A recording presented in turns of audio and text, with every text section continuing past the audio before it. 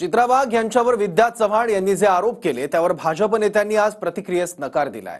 दुसरीकडे अजित पवार गटाच्या रुपाली पाटलांनी चित्रा वाघ यांना घरचा आहेर देत कुटुंबाला राजकारणात न खेचण्याचा सल्ला दिलाय। पाहूयात। एखाद्या खटल्या सनदशीर मार्गाऐवजी पडद्याआडून ज्याला राजकीय रंग दिला गेला का, या आरोपावर भाजप नेत्यांनी प्रतिक्रियेस नकार दिला।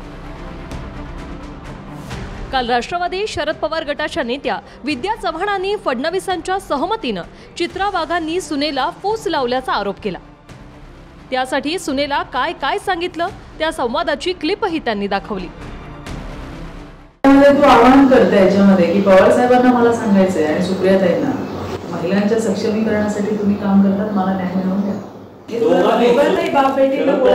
शरद पवार आणि सुप्रिया सुळे या दोघांनी आपण आपल्या पद्धतीने सगळ्या मीडियामध्ये पाठवूया, पूर्ण आपली बॅकिंग तिला देऊया आणि आम्ही कुठे पिक्चर मध्ये येणार नाही। विद्या चव्हाण आणि तिचं कुटुंबीय जबाबदार असणार आहे। मी देवेंद्रजींना भेटून सांगितलं की तुम्हाला जर वाटत असेल तर तुम्ही माझ्यावर एन्क्वायरी करा, इन्कम टॅक्सच्या दारी टाका, माझी ईडीची चौकशी करा, मला जेलमध्ये टाका, मी जायला तयार आहे। पण ज्या माझ्या फॅमिलीचा राजकारणाशी काहीही संबंध नाही अशा लोकांचा तुम्ही त्रास देताय, लहान मुलांना घरातल्या त्रास देताय, तोच अनुभव अनिल देशमुखांचा पण आहे। त्यांच्या लहान नातीला ईडीच्या अधिकाऱ्यांनी चॉकलेट देऊन माहिती काढली होती। म्हणजे हे नवीन भाजपच्या काळातलं हे तंत्र सुरू झालंय। महाराष्ट्राच्या जनतेला मला हेच सांगायचंय की कोणाच्या घरात काय चाललंय आणि ते खोटं कसं वळण देता येईल, त्याला त्रास कसा देता येईल हे बघायचं काम इकडे हे लोक करतायत। म्हणजे केलं तिला गाईड, मी तिला गाईड केलं। विद्या चव्हाण बोल आता काय करणार, कारण नाक दाबल्याशिवाय तोंड उघडत नाही हे मला माहितीये। तुझ्या मधल्या कला मला माहितीये। आपल्या सुनेचे कसे धिंडवडे काढले त्या पोरीनी मला रडून सांगितलं। मी महाराष्ट्राच्या समोर सांगते, हो मी तिला मदत केली मदत। मी काय चुकलं अशा तर किती मदत आम्ही करतो। त्या पेन ड्राईव्हची पुंगळी कर आणि कुठे ठेवायचं ते ठेवून दे। एका महिलेवर अन्याय होतोय हे आपल्याला डॉक्टरांकडून समजल्याचा दावा चित्रा वाघांनी केला। मग क्लिपमध्ये त्या आधीपासून कुणाच्या शोधात होत्या असा प्रश्न विद्या चव्हाणांनी केलाय। माझं चंद्रकांत दादांशी बोलणं झालं तर ते मला म्हणाले की आहे का तुमच्या संपर्कात, म्हणजे नंबर तर आहे आणि मी सकाळपासून ट्राय करते तर नंबर काही लागला नाही। 2 माणसं लावली होती कामाला की जरा शोधून काढा मला। आयटीएसला सांगितलं की ते एफआयआर वरचा मला ऍड्रेस पाठवा म्हणजे मी तिच्यापर्यंत पोहोचू शकेन। मार्च महिन्याच्या 2020 मध्ये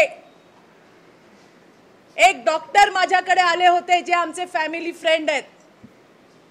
त्यांनी मला सांगितलं, चित्राताई एका महिलेला त्रास होतोय, तिला मदत करायची आहे। आणि मी त्यांच्या क्लिनिकला गेले होते। हो मी गेले होते। तिने स्वतः या ऑडिओ मध्ये म्हटलेलं आहे की तिचा पत्ता मी शोधतेय, तिचा नंबर मी मिळवतेय। माझ्याकडे पूर्वी नंबर होता पण आता नंबर नाहीये तिचा आणि मी तिला शोधते आणि मी शोधून काढले तिला। तो डॉक्टर चौगुले म्हणून त्याच्या मदतीने, तो चित्रा वाघचा कोण आहे मला माहित नाही, पुन्हा एकदा चित्रा वाघने ते ऐकावं, पाहिजे तर मी देते तिला ते। ऑडिओ क्लिपमध्ये चव्हाण यांच्या सुनेनं काय बोलायचं, कुणाची नावं घेऊन आवाहन करायचं, व्हिडिओ किती मिनिटाचा करायचा, तो मीडियापर्यंत कसा पोहोचवायचा, अधिवेशन सुरू असल्यामुळे व्हिडिओ त्याच दिवशी का बनवायचा, त्यात राजकीय कसं बोलायचं, टार्गेट कसं करायचं, देवेंद्रजींना फोन लावून डॉक्टरांना ओके मिळवून द्यायचं, शरद पवार आणि सुप्रिया सुळेंचं नाव घ्यायचं आणि पुन्हा सुनेला मीडियापर्यंत कसं पोहोचायचं, या साऱ्या गोष्टी चित्रा वाघ विद्या चव्हाण यांच्या सुनेला समजावून सांगतायत। चव्हाण याला फूस लावणं म्हणतायत, तर चित्रा वाघांच्या मते ही फूस नसून गाईड अर्थात मार्गदर्शन आहे।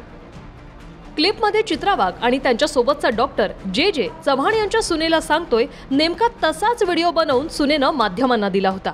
मी सर्वसाधारण कुटुंबातली मुलगी आहे, मी एक सर्वसाधारण घरातली साधी मुलगी आहे की माझ्या सासूने माझ्यावरती जे अत्यंत गलिच्छ असे आरोप जे लावलेले आहेत, त्यांनी माझ्यावरती व माझ्या चारित्र्यावरती इतके गलिच्छ आणि घाणेरडे आरोप केलेले आहेत जे ही मला भेटू देत नाही, ही आणि हिचे कुटुंबीय, म्हणजे असं टार्गेट करायचं, भेटू देत नाहीयेत मला, तिचा आवाज ऐकू नाही दिला मना भेटू दिले.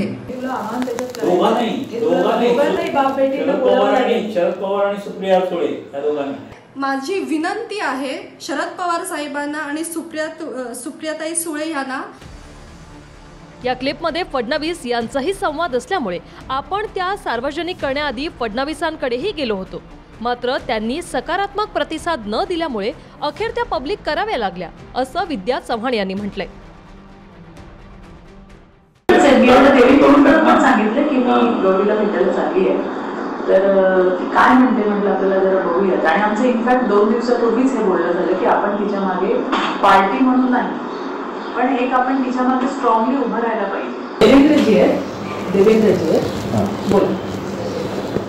देवेंद्रजी साहेब नमस्कार. Okay okay okay. देवेंद्रजी फडणवीसांना पर्सनली मी भेटून सांगितलं की हे अशा प्रकारे झालेलं आहे, हे तुमच्याकडनं झालेलं आहे, तुम्ही चूक सुधारा.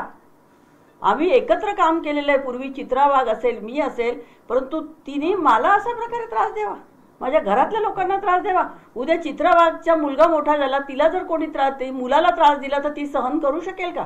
माझ्यावरती इन्कम टॅक्सच्या धाडी टाकता येत नाहीये, मला ईडीची नोटीस पाठवता येत नाहीये. आणि मी बोलते, मी कोणावर बोलते? मी महागाईबद्दल बोलते, बेरोजगारीवरती बोलते. आज जर एवढी महागाई वाढली तर त्याच्याविषयी आम्ही बोललो, मोदी सरकारविषयी बोललो, तर तुम्ही आमच्या घरच्या लोकांना शिक्षा देणार? हे कसलं प्रकरण आहे? म्हणजे थोडी तरी भाजपवाल्यांना शरम असेल तर त्यांनी या प्रकरणात माफी मागितली पाहिजे. मवियाच्या काळात मनसुख हिरेन हत्या, संजय राठोडांवर मृत तरुणीवरून झालेले आरोप, अशा अनेक प्रकरणांना भाजपने खुलेआमपणे वाचा फोडली. भाजपनं खुलेआमपणे त्याचा पाठपुरावाही केला. मात्र या प्रकरणात भाजपच्या चित्रा वाघ यांनी आम्ही पुढे न येता फक्त मागे राहून समर्थन देण्याचा निर्णय का घेतला, हाही प्रश्न आहे. तुम्हाला मी ऐकवलं आहे 2-2 मिनिटाचा आहे, एकूण 55 मिनिटाचा ऑडिओ गौरीनेच मला दिलेला आहे. आणि त्याच्यामध्ये तुमची चित्रा वाघ किती मूर्ख आहे हे पण तिने मला सांगितलं. खरं आहे ना? खोटं काय? की मी रेकॉर्डिंग केलेलं पण तिला कळलं नाही म्हणे, असं ती म्हणाली आहे. मी रेकॉर्डिंग केलं तेही कळत नाही, इतकी ती मूर्ख आहे असं ती म्हणाली. रागारागात म्हणाली, पण म्हणाली. राजकारण्यांनो, स्वतःला आवरा.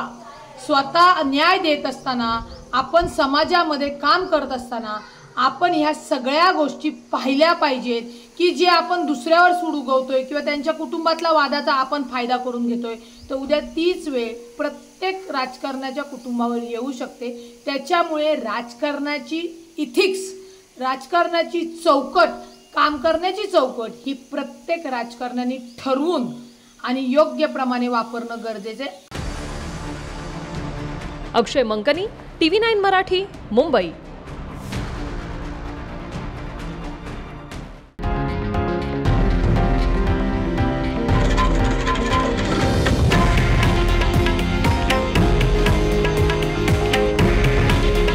हे आहे देशातील नंबर 1 न्यूज नेटवर्क आणि आपण पाहत आहात TV9 मराठी. काळजी तुमची, हित महाराष्ट्राचं.